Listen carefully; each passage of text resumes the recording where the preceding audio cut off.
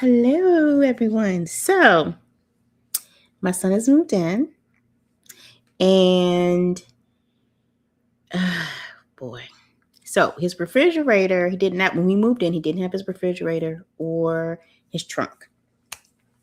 So, if you were following along, my son is maybe like 45, 50 minutes away. We're in DC and he's in Fairfax, Virginia, depending on traffic. So, technically, it's far, but it's still a ride. So his father and his grandfather took his refrigerator. That's the whole story. They took his refrigerator on Friday and they dropped it off on Sunday. His trunk and some clothes came on Saturday. And so we dropped off we're coffee fanatics in the home. So I bought some creamer and some snacks and of course the trunk, and we dropped it off on Sunday. Now, my son is having a ball. So we dropped him off on Saturday. Actually, we dropped him off on Thursday. And Friday, he went to an honors event for honor student. He went there and he got free swag. He's really enjoying that part. And then he went to the freshman, I think it's invocation or convocation. This is when the freshmen are welcome to school. He did that. He was excited. And I was like, okay. He's really getting along with his roommate. And then Saturday, he told me was field day, which I'm laughing because we're not necessarily outdoor people, but he was really excited about it. And he had his swag on, he had his George Mason shirt on, and he had a bandana wrapped around his neck, and then he has bracelets, like he swagged out. So I was just like really excited. So he called me about that, and he told me that Sunday would be free. And in the previous video, I talked about how we forgot that he had a foot disability because we accommodate him all the time. So the update on that is his feet are hurting. They are hurting, but he's taking pain medicines because we started the process with getting him the accommodation on Friday. During the weekend, he's just doing his best. So he'll leave early to get to each event. They met with the dorms twice, so he had to leave early when he was eating dinner with his friends so he could make sure he had time to get there. And then here we go on Sunday. So Sunday, he told me he had nothing to do. So I'm kind of like, well, we can come and chill and hang out with you for a little bit. His sister was not able to drop him off, and she really wanted to see him off. She kind of felt like she missed a lot, and it was a family event, but you can't make everything. So she came on Sunday. So we get there and he meets us. He meets us, and we're taking everything to his dorm. And as we were walking by, his roommate and a group of people, he's like, yeah, they're going to Fairfax. And I'm like, oh, well, that's cool. So we get in his room and he's kind of like, okay, you dropped everything off. And I'm like, okay, well, I have to go. Wait, what? You have to go? What are you talking about? He's like, yeah, I have to go.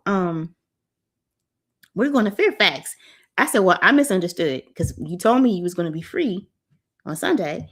And then on top of that, you just said that's the Fairfax group. You didn't say you were going with them.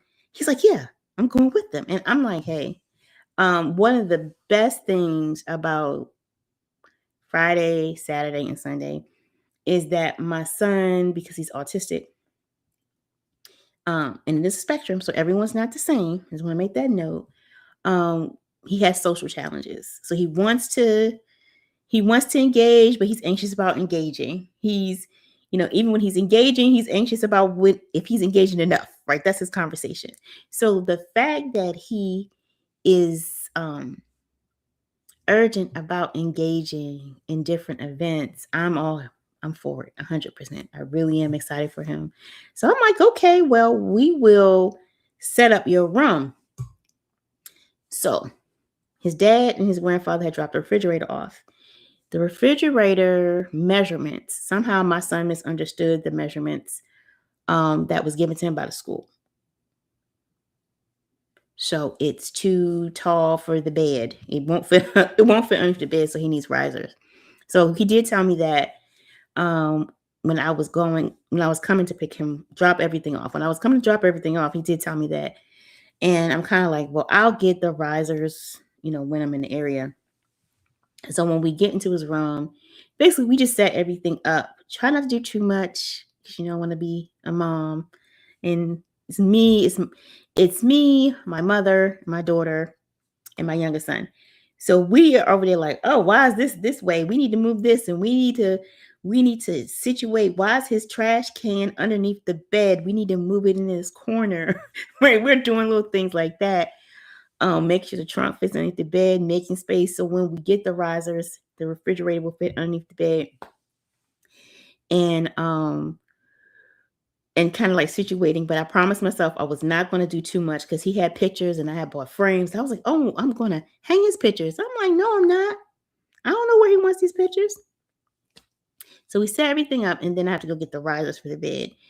His grandfather told him that they were like a 1/4 inch.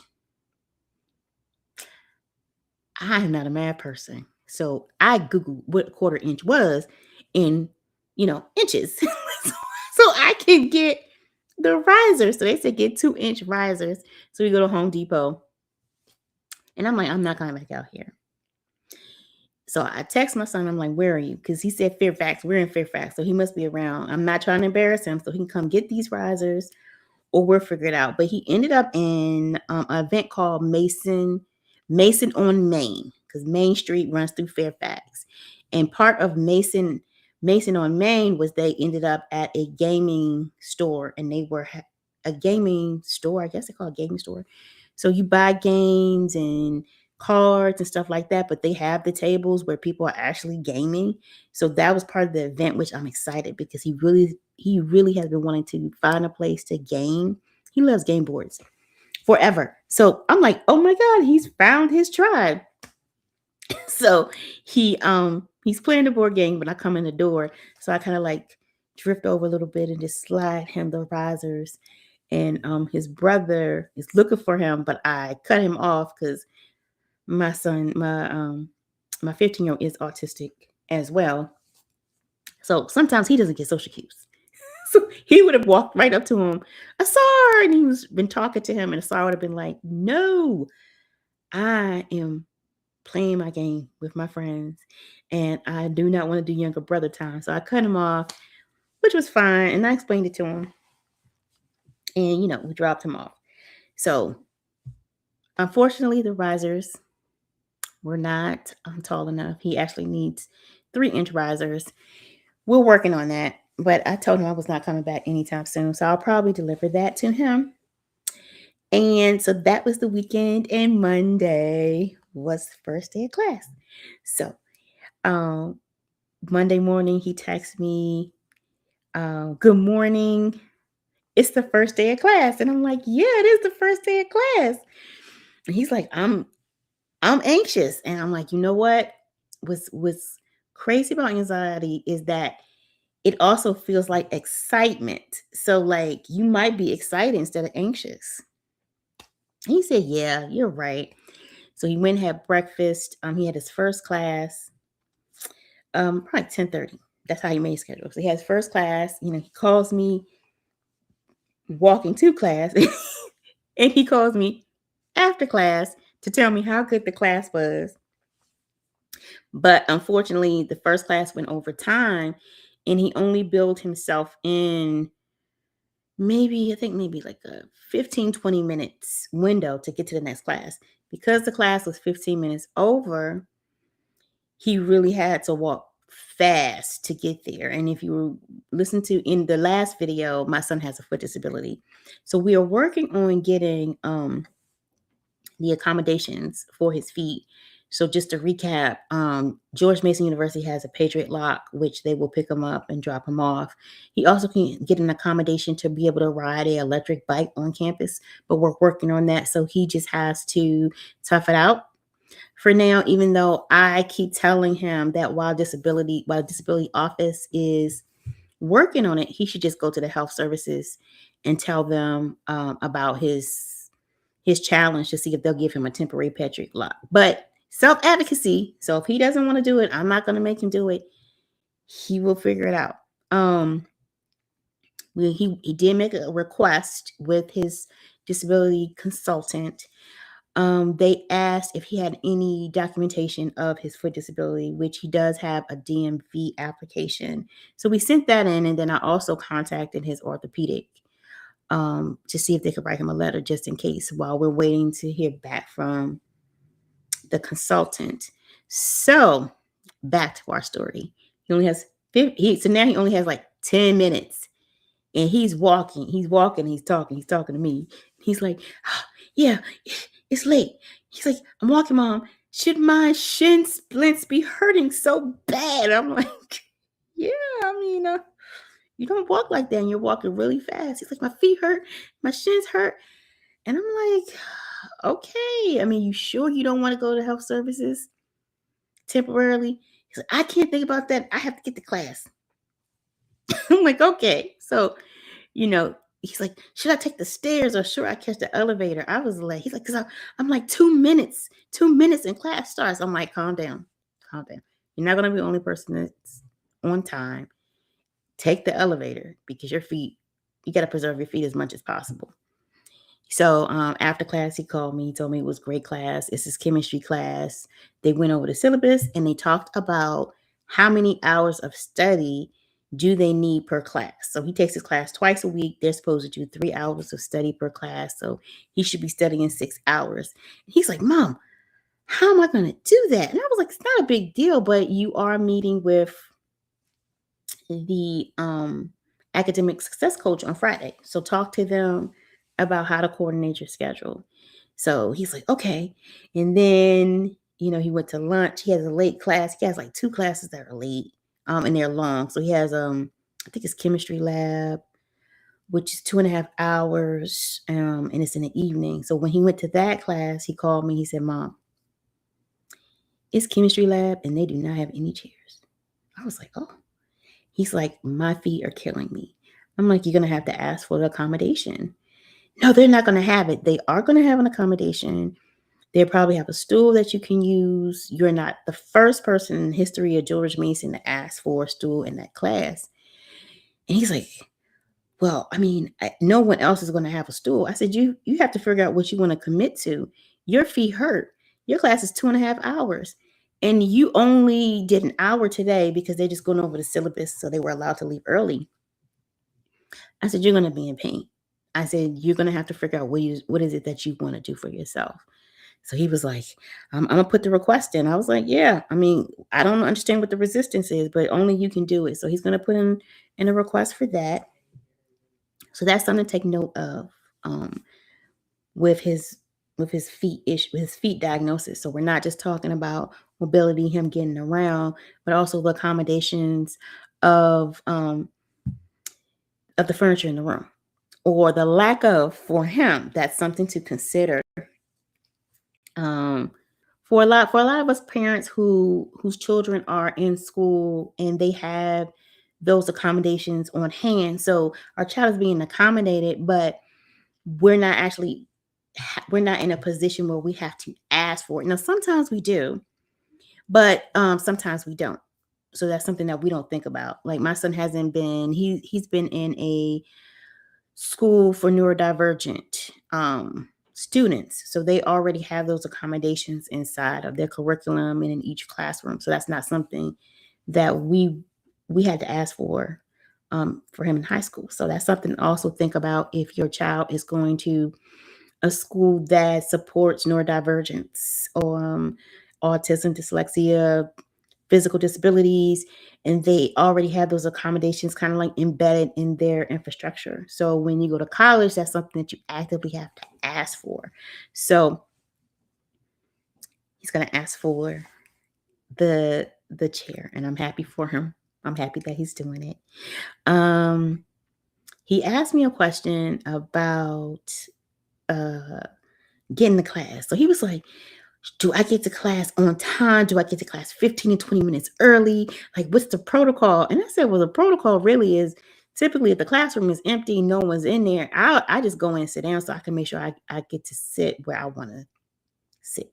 I get the best chair. He said that, he got there 15 minutes early, and he said he sat behind someone with an afro. So whenever the student would look down to right, he couldn't see the board. I said, well, you learned a lesson. Like, you don't want to sit behind that person anymore. But he enjoyed his first days of classes. I had a moment where I did overstep a little bit. So because my son is enrolled in disability services, um, they sent out an email with like a back to school email where they offer classes to get students acclimated. They also have a writing tutor or support one-on-one. So I was happened to be looking at his email. So I sent something out basically saying, if I'm interested, what are my next steps? I didn't say I'm interested, but what are my next steps? The person replied, my son was like, I didn't ask for that. And if you want to send things in my name, you need to let me know. I was like, oh, okay. I apologize for overstepping. So he said, I don't need that. I don't need a tutor. What I need is a writing support program. So he's like I use Grammarly. That's what I've been using before in school. Do you think I should buy an annual subscription? I was like, well, if that's what you use, fine. No, you should not buy a Grammarly subscription. Now, why am I saying this? Because Grammarly and some other programs I'm going to share in a minute, because I'm excited uh, as a education consultant. Okay, especially my niche is special education. I just get so excited when I look at schools offerings. So my son's school with that assistive tech, I'm like, yeah, I got it. So let me get back on track. He prefers Grammarly. I said you should ask for assistive tech. You should go back to your disability consultant and ask them, tell them that you need that program because they offer it in assistive tech. So he said, okay. Now, when I messed up with the foot accommodation, I did ask permission to email his disability his disability counselor. So we had the conversation about how I overstepped. So now, kind of like, I'm not sending emails for you concerning this assistive tech. I sent him the language. I sent him a little paragraph about how to request for it. And then he said, okay. And I'm like, okay, when are you going to ask for it? He said, I'm going to ask for it next week. I'm not next week. I'm going to ask for it the next day. So I said, okay. He comes back and he's like, maybe I should say it this way. I said, I'm just giving you a template. You can say it however you want to say it, however you want to request it. But then I went onto the school's assisted tech webpage. So all parents out here, yes, we're supporting our children. Yes, we want to redirect them to the resources that are available to them. But one of the things that is a peeve of mine with high school, middle school, just when we're in an assistive tech conversation for our children, is that schools kind of have this default of let's wait and see. I don't believe in let's wait and see. I believe in what can we put in place before my student feels like they're failing, before my student is stressed. So with my son, because he's using Grammarly, he knows like that's the program for him. So I did some digging. I'm so excited. So what did I discover? So I am going to toggle for a minute. So hopefully it will. Hopefully it will. My screen will stay the same. So, first of all, for everyone who does not know what assistive technology is. So, Assistive technology and accessibility resources are any item, piece of equipment, software program, or product system that is used to increase, maintain, or improve the functional capabilities of persons with disability. I'm going to repeat that. Any item, piece of equipment, software program, or product system that is used to increase, maintain, or improve the functional capabilities of persons with disabilities. Okay. Now, typically, you will go through disabilities. However, for my son's school, they do have some programs where you do not have to go through disabilities. So, the assistive tech that we are looking at for my son is writing supports, but they also offer speech to text options, reading supports, note taking supports, and then tools for individuals with visual impairments, tools for deaf and hard of hearing individuals. And if any of these resources speak to your child and you want more information, put it in the chat. I love a good question. So, for my son, we are looking at writing supports. So, like he said, I like to use Grammarly.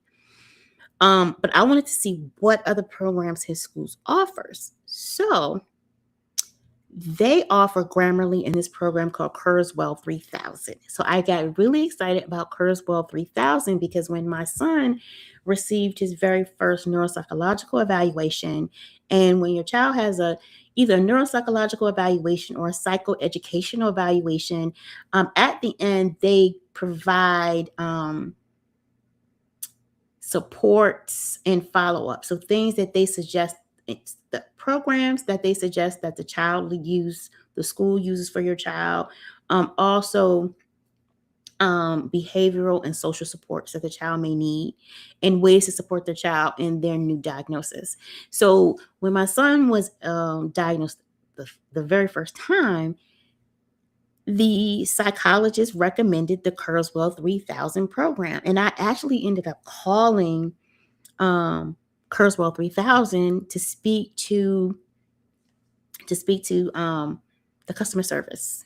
But I actually ended up not speaking to the customer service agent. I actually ended up getting in contact with I guess sales, because they really explained to me how the program works in depth, because I had a suspicion that the school may not know what this program is, and I would need to advocate for it. So that's something to note, not for college, but for high school, middle school, elementary. Sometimes a program will be offered or suggested by a psychologist, but the school is not fluent. They don't understand what that program is. They tend to be resistant. So the more you know about the assistive technology that's being offered, it makes it where you're able to advocate better and convince the school why your child needs it, instead of, like I said, the default is, well, let's see what they do without it or with their basics first. But back to my geek moment, Kurzweil 3000. Okay, so on this page, it explains the difference. So Grammarly, I feel like everybody uses Grammarly, but that could just be in my world. So Grammarly has a dictionary, embedded dictionary, word prediction, speech recognition. It creates vocabulary lists. Of course, we all love it because it does spelling and grammar check. It does verb check, translation support, and it's supported on Google, Microsoft Edge, Microsoft Office, and Google Docs. Now, I think it's important to note one of the things about Grammarly is that when a student is using it, there's a thin line between the student and AI, because it is AI generative. So one of the challenges my son had when he was doing his college applications was that he was also using a tool that would rate his essays. So he's using Grammarly to support his grammar, but it would predict and change some of the words, and it would ping as AI. So that's something to note about Grammarly. I'm not saying not to use it, but it's just something to note. That was one of the challenges when it came to his essays. So He would have to pay attention to that.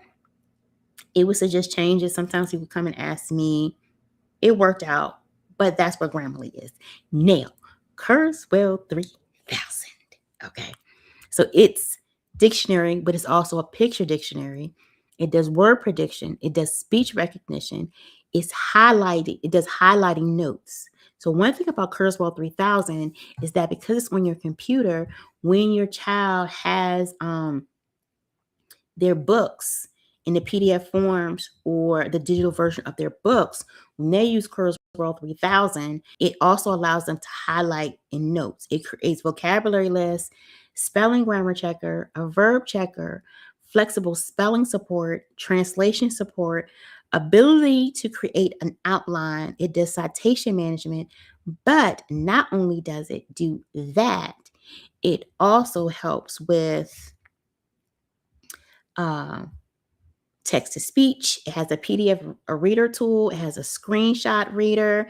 It has simplified vocabulary, an MP3 creation, pronunciation editor, split words into syllables, because this is the feature that supports TTS challenges. I like to use the word challenges. I don't like to say disability. I mean, it's just a challenge. And I believe it takes notes, but it's not cited here. But that is why I love Kurzweil 3000. Now, what I find to be interesting about this school is that everyone in the community actually has access to Kurzweil 3000. They need to ask a disability counselor for access to Grammarly. So I found that to be very interesting. But I'm very excited for him. So I did send that to him so he doesn't have to ask for it for Kurzweil. But I also sent him the page for the assistive technology. So as he is going to classes and he's experiencing more, if he needs support, he knows where to go. One of my son's accommodations is he actually gets the notes from the teacher. That's his accommodation. If he did not have that, they do offer assistive technology for that. So they have something called Genio Notes, they have Microsoft OneNote, and they have something called a LifeScribe Smart Pen.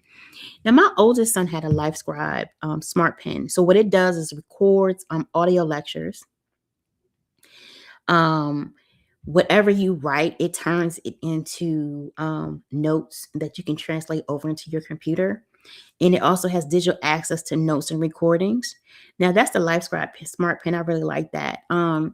Genio Notes supports it records audio lectures, transcription, types your notes, it organizes and edits notes post lectures, digital access to notes and recordings, and it imports images.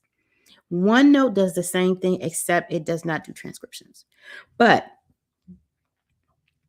I'm going to let my son decide if that is something that he wants to use. But right now, I told him how to get the Kurzweil 3000. He's excited about that. I'm excited about assistive tech, period. I am doing a back to school series. And I'm always talking about assistive tech, especially for elementary, middle, and high school. All 3 grades. Sometimes you'll have people who say, like, younger children don't need it. But like I said, schools tend to default to, let's see what they can do, and then we support. I prefer to provide the assistive technology, teach them how to use it, then allow them to kind of figure out when and where they need to use it. One of the things I find to be interesting about neurodivergent children is that sometimes the tech, they need it, but it doesn't fit them per se. So for instance, my youngest son used to use speech to text when he writes. He's an overthinker. So it's not so much he can't write, but it's better if you allow him to talk. So if he can talk it out, then you will get a better output. It's full and holistic versus when he has to write, because writing is a challenge. He will shorten everything, which means I had to go through it and ask him a lot of questions, and he has to do rewrites. So I think he needs speech to text. He does not like speech to text because it doesn't catch all of the words. And my son has a speech disability. He speaks fast. Yes, I speak fast too. But he really speaks fast. He has rapid speech. So when he's using speech to text, it doesn't catch all his words. He gets very frustrated. So he ends up spending a lot of time editing. So, when he was younger, I would always redirect him to the speech to text, and we would have these conversations. One thing about teaching your child self-advocacy is we can provide the resource and we can keep leading them back to using it, but ultimately it's up to them. So he doesn't use it all of the time, but he has gotten better at writing. So I supported that at the same time with tutors. So he's better at writing, but when he has to write a lot and he gets frustrated, he will use speech to text. It's really interesting how perspectives can change just being exposed to assistive tech. So, for some of the college students out there who have not been given assistive technology, they might say, "No, I don't want it." They don't even know what it is. They don't even know what it is. They're on operation. I'm okay. I don't need it. That's fine. But at one point, it will be introduced to them. But as a parent, if we can kind of like knock knock, did you know this exists? That just gives them a head up. So when they do hit those challenges, they know what to do to self-advocate for themselves. So that's where we are as of today o'clock. I'm sure, I'll have more to talk about later, but that's where we are. I'm excited once again, moving from pilot to co-pilot. Right now I'm in the what is it? I'm in the passenger seat, the co-passenger seat, the co-pilot seat. And I'm sure in a year or maybe sooner I will be moved to the back seat. And I'm okay with that. Everyone keeps asking me, "How are you feeling? How are you holding up?" I'm like, what's supposed to be happening? Like, when am I supposed to be like, oh my God, where is my child? And I also will say, because my son has anxiety, um, he calls me often. He calls me in the morning. He calls me in between classes while he's walking to his class. Um, he doesn't actually like the nighttime, so he has a night class. So he calls me and he told me, he sent me a text message.